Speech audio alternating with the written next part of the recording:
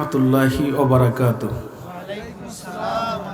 ইন্নাল হামদালিল্লাহি নাহমাদুহু ওয়া নাস্তাঈনুহু ওয়া নাস্তাগফিরুহু ওয়া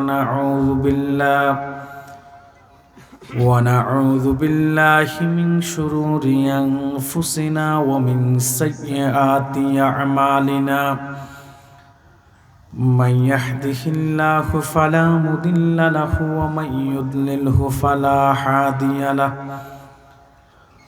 ونشهد أن لا إله إلا الله وحده لا شريك له ونشهد أن سيدنا ومولانا محمدا عبد الله ورسوله صلى الله عليه وعلى آله وصحبه وسلم الذي أرسله بالحق بشيرا ونذيرا وداعيا إلى الله بإذنه وسراجا منيرا. فقد قال الله تعالى في كلامه المجيد والفرقان الحميد: أعوذ بالله من الشيطان الرجيم. بسم الله الرحمن الرحيم.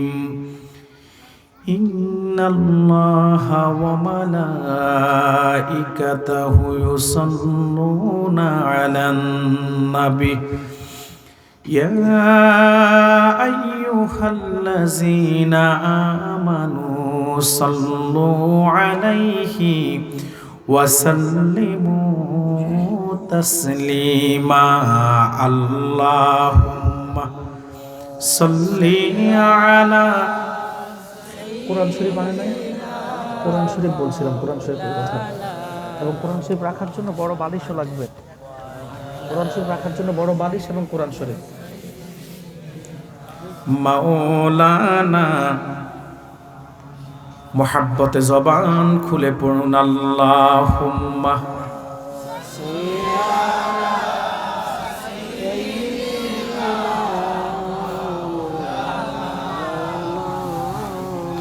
ওয়া আলা আলি সাইয়্যিদিনা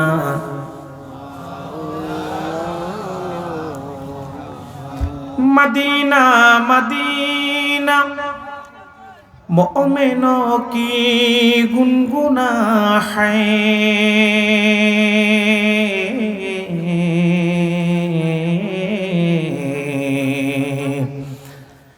दीदारे मदीना आशिकों की तमन्ना है। अल्लाहुम्मा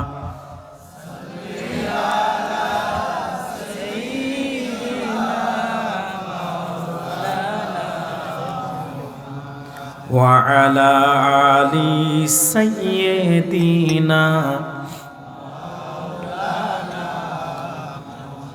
بلغ العلا بكماله كشف الدجى بجماله حسنت جميع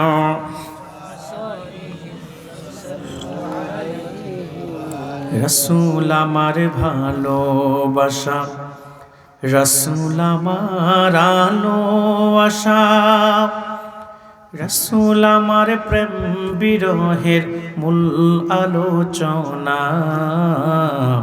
রসুল আমার কাজে কর্মের অনুপ্রেরণা বালাগাল উলা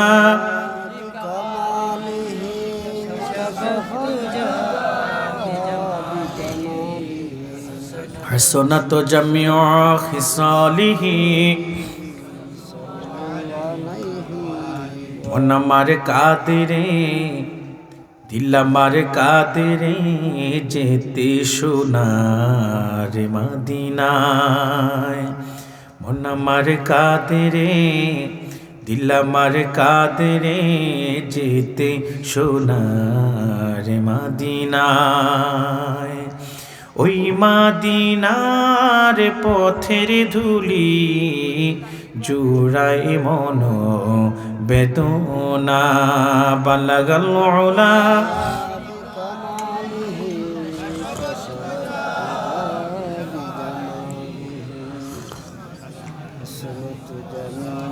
খিসালিহি সাল্লু আলাইহি।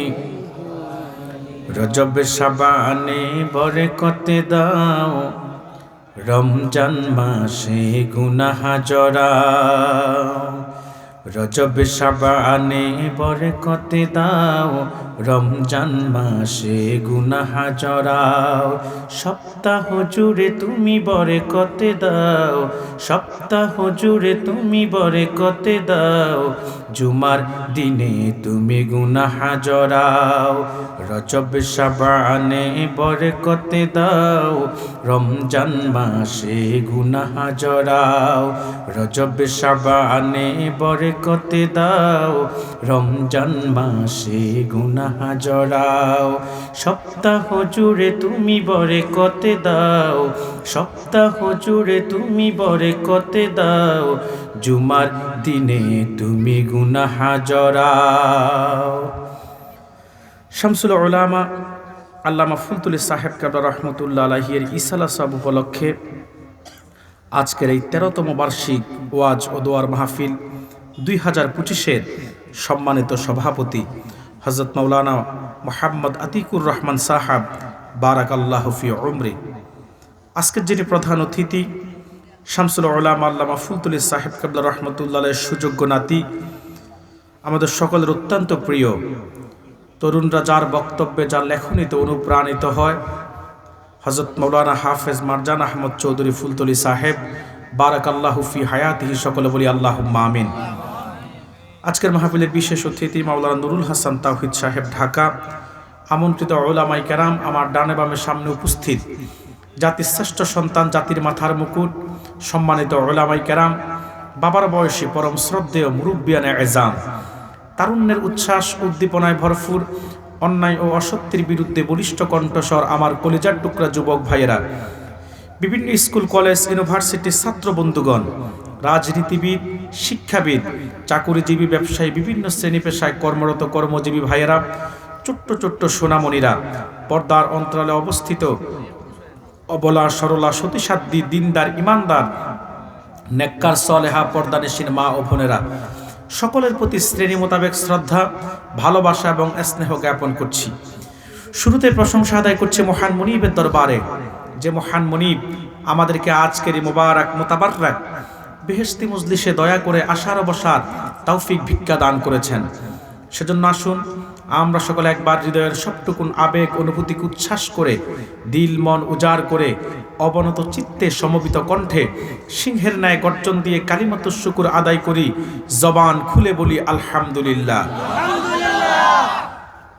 বেশুমার, তার চাইতে অনেক অনেক অনেক বেশি দরুদ এবং সালাম প্রেরণ করছি আল্লাহর আখিরি নবী, নবীকুলের সম্রাট, মানবতার মহান শিক্ষক মুহাম্মদ আল আরবি নূর নবী হযরত মুহাম্মদ সাল্লাল্লাহু আলাইহি ওয়াসাল্লামের উপর।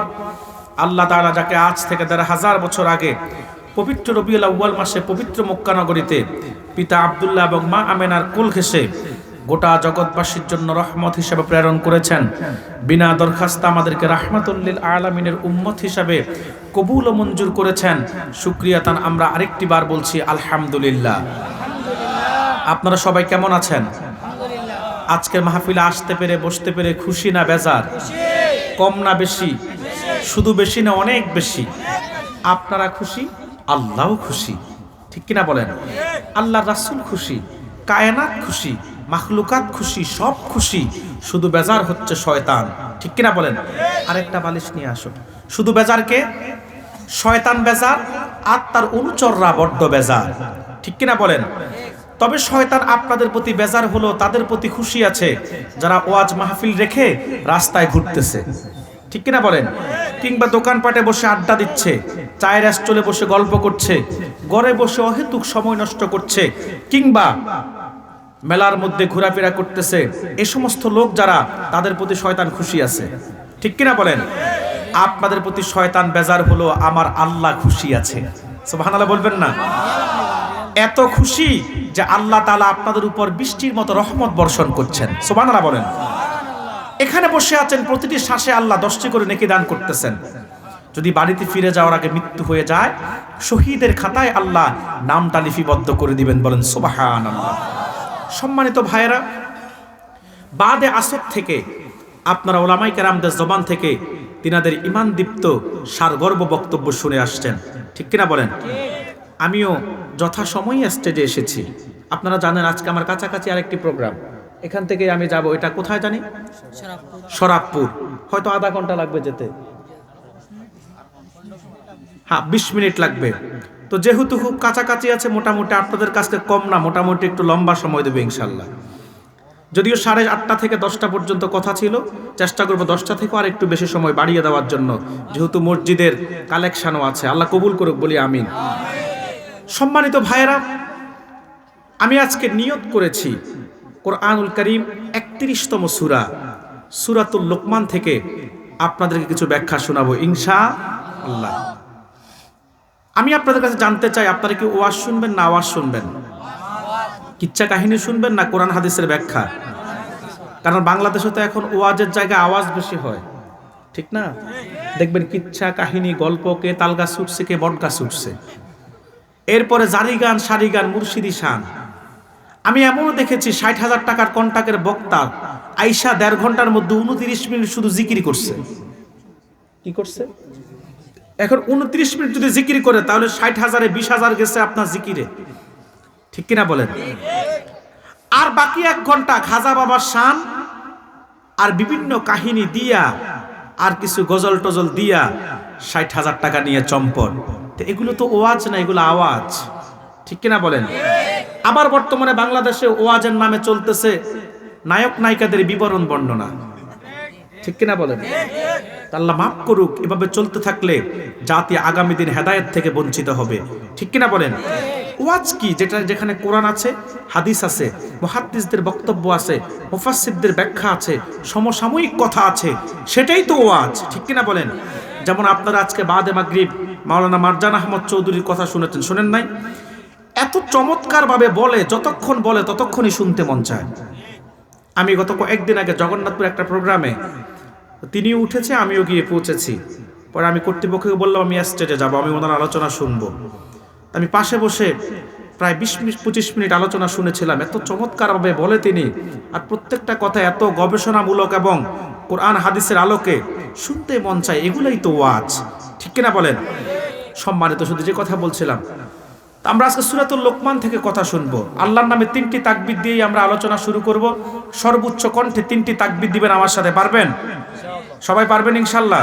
এই 3টি তাকবীর দিবেন, নগদে 3টি ফজিলত পাবেন। 1, তাকবীর দিলে আপনাদের ঈমান তাজা হবে। 2, তাকবীর দিলে শয়তান আশেপাশে থাকলে দৌড়াইয়া পালাবে। 3, তাকবীর দিলে শয়তান যাদেরকে মাহফিলে আসতে দিচ্ছে না, তারা অন্তত শয়তানের শিকল ছিঁড়ে ময়দানে আসার সুযোগ পাবে। তো সর্বোচ্চ কণ্ঠে 3টি তাকবীর দিতে পারবেন? নারায়ে তাকবীর। আওয়াজ ভালোই দিছেন, তবে শাহজালালের উত্তরসূরিদের আওয়াজ দেন নাই, ঠিক কিনা বলেন? শাহজালালের উত্তরসূরিদের আওয়াজ হবে এত তেজস্বী, যে আওয়াজে বেঈমানের হৃদয়ে কম্পন সৃষ্টি করে দিবে, যে আওয়াজে বেঈমানের ভিত কেঁপে উঠবে, ওই রকম গর্জন তেজস্বী আওয়াজই শাহজালালের উত্তরসূরিদের লাগবে, ঠিক কিনা বলেন? তো সর্বোচ্চ কণ্ঠে 3টি তাকবীর দিতে পারবেন? নারায়ে তাকবীর, নারায়ে তাকবীর। শেষ তাকবীরটা গোটা এলাকা কাঁপায়া দেন। নারায়ে তাকবীর, নারায়ে রিসালাত, আহলে সুন্নাত ওয়াল জামাত। আল্লাহ আমাদের তাকবীরকে তুমি কবুল করে নাও, বলি আল্লাহুম্মা আমিন। আজকে আমরা আলোচনা শুনবো সূরাতুল লোকমান থেকে। সবাই বলুন কোন সূরা থেকে? সূরাতুল লোকমান। এটি কোরআনুল কারীমের 31তম সূরা। এই সূরাতে আয়াত আছে মোট 34টি। বলুন কতটি? 34টি। এই সূরাটি হচ্ছে মাক্কি সূরা। বলুন কি সূরা? এই সূরাতে রুকু আছে 4টি। এই সূরা 34 নং আয়াতে আল্লাহ তাআলা এমন 5টি জ্ঞানের কথা বলেছেন, যে 5টি জ্ঞান আল্লাহ ছাড়া আর কারো কাছে নাই। কুরআনুল কারিমে আল্লাহ তাআলা 114টি সূরা নামকরণ করেছেন বিভিন্ন প্রেক্ষাপটের আলোকে, কিংবা কোনো ব্যক্তির নামে, কিংবা ওই সূরার কোনো শব্দের আলোকে। বুঝতে পারছেন? যেমন সূরাতুন নাস, এই সূরার মধ্যে নাস শব্দ আছে না নাই? জোরে বলুন। আবার সূরাতুল ইখলাস, এই সূরাতে কিন্তু ইখলাস শব্দ নাই। কুরআনুল কারিমে মানুষের নামে কয়েকটা সূরা আছে, তার মধ্যে কয়টা সূরা আছে নবীর নামে, আর কয়টা সূরা আছে ওলির নামে? সুবহানাল্লাহ বলবেন না? কয়েকটি আছে নবীর নামে আর কয়েকটি আছে ওলির নামে। যেমন নবীর নামে সূরা আছে সূরাতুল মুহাম্মদ, নবীর নামে সূরা আছে সূরাতুল ইব্রাহিম, নবীর নামে সূরা আছে সূরাতুল ইউসুফ, নবীর নামে সূরা আছে সূরাতুল ইউনুস। ঠিক কিনা বলেন? আবার দুইটা সূরা আছে ওলির নামে, একজন মহিলা ওলি, একজন পুরুষ ওলি। একজন হচ্ছে হযরত মরিয়ম, তিনি উম্মু ঈসা, হযরত ঈসা নবী মা। মরিয়মের নামে তিনি মহিলা ওলি ছিলেন, তিনার নামে আল্লাহ একটি সূরা কুরআনুল কারীমে নাজিল করেছেন। আর আরেকটি সূরা হচ্ছে হযরত লোকমানের নামে। বলেন সুবহানাল্লাহ। হযরত লোকমান একজন বুজুর্গ ব্যক্তি ছিলেন। লোকটি আকৃতিতে ছিল খাটো মানুষ। কেমন ছিল? খাটো। চামড়া ছিল কালো, নাকটা ছিল চ্যাপ্টা, চেহারাটা খুব ভালো ছিল না। কর্মে ছিল রাখাল এবং আপনার কাঠমিস্ত্রি। কি ছিল? কাঠমিস্ত্রি ছিল এবং রাখাল ছিল। কিন্তু লোকটিকে আল্লাহ এত ভালোবাসতেন, তিনি তার সন্তানকে কয়েকটি নসিহত করেছিল। আল্লাহর কাছে এত ভালো লেগেছে লোকমানের নসিহতগুলা। লোকমানের নামে একটি সূরা নাজিল করে আল্লাহ ওই সূরাতে উম্মতে মুহাম্মদীর জন্য ওই প্রত্যেকটা আলোচনাকে আল্লাহ কোট করে দিয়েছেন। বলেন সুবহানাল্লাহ। টেবিলটা আরো সামনে দাও। লোকমানের নামে একটা সূরা নাজিল করে আল্লাহ তাআলা ওই সূরাতে আল্লাহ তাআলা ওই লোকমান তার সন্তানকে করা ওসিয়তগুলাকে আল্লাহ তাআলা কোট করে দিয়েছেন। বলেন সুবহানাল্লাহ। সেই সূরা আপনার 34 নং আয়াতে আল্লাহ তাআলা 5টি জ্ঞানের কথা বলেছেন, যে 5টি জ্ঞান আল্লাহ ছাড়া আর কারো কাছে নাই। তার মধ্যে একটি হলো ইন্নাল্লাহা ইনদাহু ইলমুস সাআহ, নিশ্চয় কিয়ামতের জ্ঞান যেটা শুধুমাত্র আল্লাহর কাছে আছে, আল্লাহ ছাড়া আর কারো কাছে কিয়ামতের জ্ঞান নাই। এরপর আল্লাহ তাআলা বলেন আয়ুনাজ্জিলুল গাইস, তিনি বৃষ্টি বর্ষণ করেন। তিনি কে বলুন? জোরে বলুন, তিনি কে? 5টি জ্ঞান যা আল্লাহ ছাড়া আর কারো কাছে নাই। প্রথমটা হলো কি? কিয়ামতের জ্ঞান। বলুন কিসের জ্ঞান? কিয়ামতের জ্ঞান। দ্বিতীয়টা হলো বৃষ্টির জ্ঞান। আল্লাহ তাআলা বলেন আয়ুনাজ্জিলুল গাইস, তিনি বৃষ্টি বর্ষণ করেন। এরপর আল্লাহ বলেন ওয়ায়ালামু মা ফিল আরহাম, গর্ভাশয়ে কি ছেলে আছে না মেয়ে আছে তিনি তা জানেন। সুবহানাল্লাহ বলবেন না? ভাইরা আমার, এরপর আল্লাহ তাআলা বলেন ওমা তাদরি নাফসুম মাযা তাকসিবু গাদান, আগামীকাল সে কি উপার্জন করবে আল্লাহ ছাড়া কেউ জানে না। এরপর আল্লাহ তাআলা বলেন ওমা তাদরি নাফসুম বিআইয়ি আরদিন তামুত, কে কোন দেশে মৃত্যুবরণ করবে এই জ্ঞানটা আল্লাহ ছাড়া আর কারো নাই। তো কয়টি জ্ঞান? 5টি জ্ঞান, যে 5টি জ্ঞান আল্লাহ ছাড়া আর কারো কাছে নাই। এই পৃথিবীতে একজন জগৎ বিখ্যাত ইমাম ছিল ইমাম মালিক রাহমাতুল্লাহ আলাইহি। ইমাম মালিক অনেক বড় একজন আশিকে রাসূল ছিল। এত বড় আশিকে রাসূল ইমাম মালিক, তিনি মদিনার বাইরে কোথাও যেতেন না।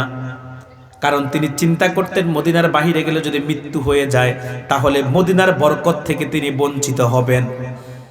হজের মৌসুম যখন আসলে ইমাম মালিকের হজ করতে যেতে মন চায়, কিন্তু ইমাম মালিক হজ করতে যায় না।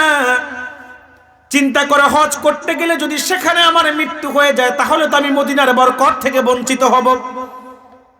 ইমাম মালিক চিন্তা করলেন, দেখি আমি আর কয়দিন বাঁচবো, আমার মৃত্যু কবে হবে, আল্লাহর পক্ষ থেকে কোনো ইশারা ইঙ্গিত পাই কিনা। ইমাম মালিক ইস্তেখারা করে কবে মারা যাবে এটা জানার জন্য ইস্তেখারা করে ঘুমিয়ে গেলেন।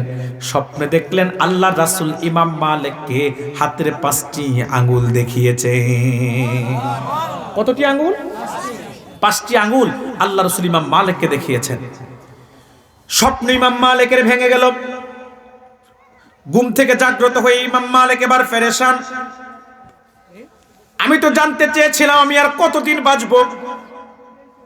রাসূলুল্লাহ আমাকে 5টি আঙ্গুল দেখিয়েছে, এখন কি আমি আর 5 দিন বাঁচবো না 5 মাস নাকি 5 বছর? রাসূল আমাকে কি বুঝাতে চেয়েছেন? সেই যুগে স্বপ্নের সবচাইতে ভালো ব্যাখ্যা করতে পারত আল্লামা ইবনে সিরিন রাহমাতুল্লাহ আলাইহি। ইমাম মালিক তার খাদেমকে পাঠাইয়া দিলেন ইবনে সিরিনের কাছে, নিজে যায় না, যদি স্বপ্নের ব্যাখ্যা জানতে গেলে সেখানে মৃত্যু হয়ে যায়। কিন্তু খাদেমকে বললে ইবনে সিরিনের কাছে যেন ইমাম মালিকের পরিচয় গোপন রাখে, কারণ ইমাম মালিক চিন্তা করেছে ইবনে সিরিনের কাছে যদি আমার পরিচয় দেয়, ইবনে সিরিন ভাববে ইমাম মালিক বোধহয় অহংকারী, এজন্য ইমাম মালিক নিজে আসে নাই, খাদেমকে পাঠিয়েছেন, এজন্য পরিচয় গোপন রাখতে বলেছেন। ব্যাখ্যাটা জানার জন্য ইমাম মালিক খাদেমকে পাঠিয়ে দিলেন আল্লামা ইবনে সিরিনের কাছে। তিনি ছিল ইব্রাহিম নবীর বংশধর।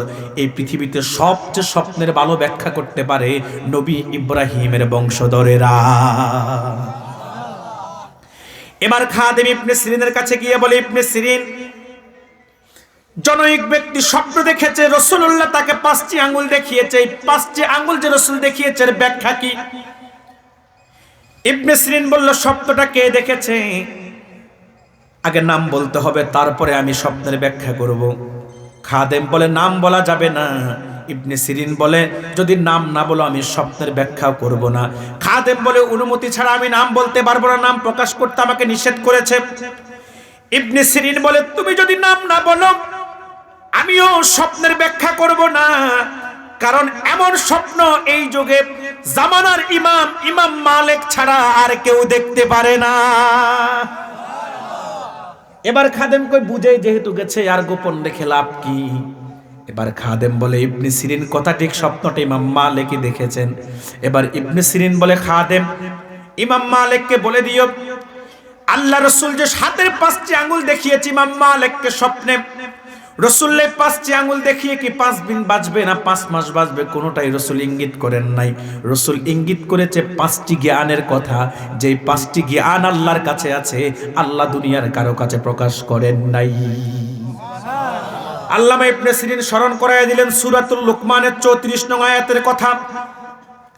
আল্লামা ইবনে সিরিন ইমাম মালিকের খাদেমকে বলল, খাদেম ইমাম মালিককে স্মরণ করতে বলিও সূরাতুল লুকমানের 34 নং আয়াতের কথা। আল্লাহ তাআলা সূরাতুল লুকমানের 34 নং আয়াতে এই 5টি বিষয় আলোচনা করেছেন, যে 5টি জ্ঞান শুধু আল্লাহর কাছে আছে আর কারো কাছে নাই। তার মধ্যে প্রথমটা হলো ইন্নাল্লাহা ইনদাহু ইলমুস সাআ, নিশ্চয়ই কিয়ামতের জ্ঞান আল্লাহর কাছে আছে। কিয়ামত কখন হবে আল্লাহ ছাড়া কেউ জানে না। কিয়ামত কখন হবে আল্লাহ ছাড়া কেউ জানেন না। আল্লাহ রাসূল কিয়ামত কখন হবে সাহাবীদেরকে বলে যান নাই। কিয়ামত কখন হবে কে জানে? আপনি আমি কেউ জানি না। কিয়ামত হবে এটা নিশ্চিত। কথা বলছেন না কেন? কিয়ামত হবে এটা নিশ্চিত, এটা নিশ্চিত, এটা নিশ্চিত। আল্লাহ তাআলা একটি সূরা, আল্লাহ তাআলা কিয়ামতের নামে একটি সূরাও নাজিল করেছেন কোরআনের, সূরাতুল কিয়ামা। আবার সেখানে আল্লাহ কিয়ামত দিবসের শপথ করেছেন, লা উকসিমু বিয়াউমিল কিয়ামা। আল্লাহ বলেন শপথ কিয়ামত দিবসের। সুবহানাল্লাহ বলবেন না? ভাইয়েরা আমার, তো কিয়ামত কখন হবে এটা কেউ জানে না। আল্লাহ রাসূলকে সাহাবায়ে কেরাম প্রশ্ন করলো, হুজুর মাতাস সাআহ, কিয়ামত কখন হবে? আল্লাহর হাবিব বলেন নাই কিয়ামত কখন হবে। হুজুর শুধু এতটুকুন বলেছে, সাহাবীরা হুজুর কিয়ামতের আলামত বলে গিয়েছে। হুজুর বলল, সাহাবীরা যখন পৃথিবীতে আমানতের খেয়ানত হবে তখন তোমরা কিয়ামতের জন্য অপেক্ষা করবে। আমানতের খেয়ানত বুঝেন? কথা বলে না। আমানতের খেয়ানত কি? মনে করেন 1 কোটি টাকা বরাদ্দ হলো আপনাদের রাস্তার জন্য, যিনি কন্ট্রাক্টর দায়িত্ব পাইছে 50 কোটি টাকার কাজ করছে, 50 লক্ষ টাকার কাজ করছে, আর 50 লক্ষ টাকা তিনি মেরে দিছে, এটা আমানতের খেয়ানত। ঠিক কিনা বলেন? সরকার চাউল দেয় বরাদ্দ রিলিফের 10 কেজি, এখন জনগণকে দেয় 7 কেজি, আর আপনাদের এলাকার মেম্বার সাহেব চেয়ারম্যান সাহেব খেয়ে নেয় 3 কেজি। এটা হচ্ছে আমানতের খেয়ানত। কথা বলছেন না কেন? তো এখন আপনারা আমানতের খেয়ানত বোঝেন, সাহাবায়ে কেরাম কি আমানতের খেয়ানত বুঝতো না? কথা বলেন না, বুঝতো না? সাহাবায়ে কেরাম প্রশ্ন করলো, হুজুর আমানতের খেয়ানত কি জিনিস? আল্লাহর হাবিব বলল, সাহাবীরা আমানতের খেয়ানত হলো অযোগ্য, অদক্ষ, অপাত্রে দায়িত্ব অর্পিত হবে। যিনি পীর হওয়ার যোগ্য না তিনি পীর হবে, যিনি বক্তা হওয়ার যোগ্য না তিনি বক্তা হবে, যিনি শায়েখ হওয়ার যোগ্য না তিনি শায়েখ হবে। বুলবাল ফতুয়া দিয়ে মানুষের ঈমান নষ্ট করে দিবে। জোরে বলেন। যিনি চেয়ারম্যান হওয়ার যোগ্য না তিনি চেয়ারম্যান হবে, যিনি এমপি হওয়ার যোগ্য না তিনি এমপি হবে, যিনি নেতা হওয়ার যোগ্য না তিনি নেতা হবে, সমাজের নেতৃত্ব দিবে। বাজার কমিটির সভাপতি হবে অযোগ্য লোক, মসজিদ কমিটির সভাপতি হবে অযোগ্য লোক, মাদ্রাসা কমিটির সভাপতি হবে অযোগ্য লোক। দায়িত্ব কর্তৃত্বের নেতৃত্বে অযোগ্য, অদক্ষ, অপাত্রে দায়িত্ব অর্পিত হবে। রাসূল বলে এটাই আমানতের খেয়ানত, আর এটাই হলো কিয়ামতের আলামত। আল্লাহর হাবিব কিয়ামত কখন হবে এটা রাসূল বলে যান নাই, কিন্তু রাসূলুল্লাহ কিয়ামতের কিছু আলামত বর্ণনা করেছেন। আলামতে কুবরা, আলামতে সুগরা। আল্লাহ রাসূল বড় বড় আলামতের কথা বলেছেন, ছোট ছোট আলামতের কথা রাসূল বলেছেন। যেমন হুজুর বলেছেন কিয়ামতের আগে সূর্য পশ্চিম দিকে উদয় হবে, পূর্বে ডুববে। 140 বছর আগে তখন তওবার দরজা বন্ধ হয়ে যাবে। রাসূল বলেছে কিয়ামতের আগে অগ্নি বাতাস বইবে, বাতাসের সাথে আগুনের লাভা যাবে। এত গরম বাতাস, অগ্নি বাতাস বইবে কিয়ামতের আগে। রাসূল বলেছেন কিয়ামতের আগে দাজ্জালের আবির্ভাব ঘটবে, ইয়াজুজ মাজুজের আবির্ভাব ঘটবে। দাজ্জাল যখন আসবে মানুষের ঈমান ধরে রাখা অনেক কঠিন হবে। বহু মানুষ দাজ্জালের খপ্পরে পড়ে বেঈমান হয়ে যাবে, মুনাফিক হয়ে যাবে, কাফের হয়ে যাবে। আবার মুমিনরা দাজ্জালের বিরুদ্ধে লড়াই করবে ইমাম মাহাদির নেতৃত্বে। ইমাম মাহাদি আসবে, এটাও কিয়ামতের একটি আলামত। আবার ইমাম মাহাদি যখন একা দাজ্জালের বিরুদ্ধে লড়াই করে কোণঠাসা হয়ে যাবেন, ইমাম মাহাদিকে সাহায্য করার জন্য আল্লাহ পাঠাবেন হযরত ঈসা পয়গম্বরকে। সুবহানাল্লাহ বলবেন না? কারণ নবী ঈসা আল্লাহর কাছে দরখাস্ত করেছিলেন, আল্লাহুম্মা জাআলনি মিন উম্মতি মুহাম্মাদি। আল্লাহ তুমি আমি ঈসাকে মুহাম্মদ সাল্লাল্লাহু আলাইহি ওয়াসাল্লামের উম্মত বানায়া দাও। আল্লাহ হযরত ঈসার দরখাস্তকে কবুল করেছেন। আল্লাহ হযরত ঈসাকে চৌটা আসমানে উঠায় রেখেছেন কিয়ামতের আগে দাজ্জালকে কতল করার জন্য। আল্লাহ হযরত ঈসাকে ইমাম মাহদির সাহায্যকারী হিসাবে দামেস্কের জামে মসজিদের পূর্ব কোণারে মিনারায় নামায়া দিবেন। শরহু ফিকহিল আকবরের মধ্যে ইমাম আবু হানিফা রাহমাতুল্লাহ আলাইহি লেখেন, আসরের আজান হয়ে যাবে দামেস্কের জামে মসজিদে, ইকামত হয়ে যাবে। ইমাম মাহদি নামাজ পড়াতে চাইবেন না। মুসল্লিরা বলবে হুজুর আজান হয়ে গেছে, ইকামত হয়ে গেছে, আপনি নামাজ পড়াচ্ছেন না কেন? ইমাম মাহদি বলবে আমি খবর পেয়েছি আমার ভাই হযরত ঈসা আসবেন, আমার ভাই হযরত ঈসা আসবেন, আমি খবর পেয়েছি। আমার ভাই হযরত ঈসা আসলেই আমি একসাথে নামাজ পড়ব। হযরত ঈসা নবী আসবেন, ইমাম মাহদি হযরত ঈসাকে বলবেন নামাজ পড়ান আপনি। হযরত ঈসা বলবে না, আপনি উম্মতের ইমাম, আপনি আজকে নামাজ পড়াবেন, আমি মুসল্লি হব, কারণ আপনি উম্মতের ইমাম, আপনি নামাজ পড়াবেন। ফুকাহাগণ লেখেন ইমাম মাহদির পিছনে হযরত ঈসা নামাজ পড়ে এটাই প্রমাণ করবেন যে আজকে আমি ঈসা, যদিও বনি ইসরাইলের সাবেক নবী, আজকে আমি নবী হিসাবে আসি নাই, আজকে আমি উম্মত হিসাবে এসেছি। তো ঈসা নবীর আগমন এটাও কিয়ামতের আলামত। রাসূল বলেছে কিয়ামতের আগে বড় আরেকটি আলামত হবে, পৃথিবীতে ভূমিকম্প হবে বড় ধরনের।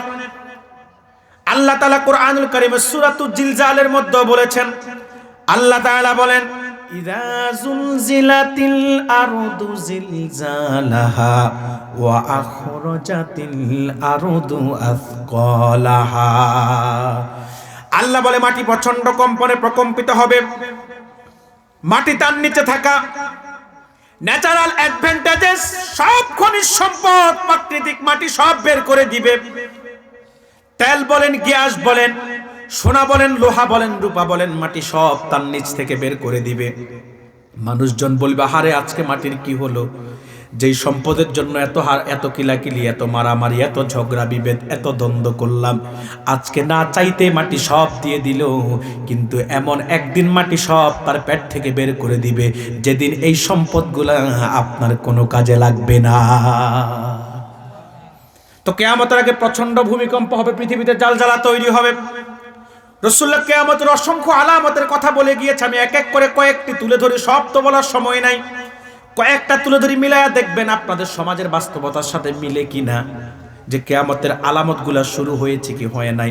কারণ কিয়ামত খুব বেশি দূরে না, কারণ রাসূল বলেছে আমি আর কিয়ামত হচ্ছে এইরকম। রাসূল দুইটি আঙ্গুল দিয়ে দেখিয়েছেন, একটি আঙ্গুলের পাশে যেমন আরেকটি আঙ্গুল, কাছে না দূরে?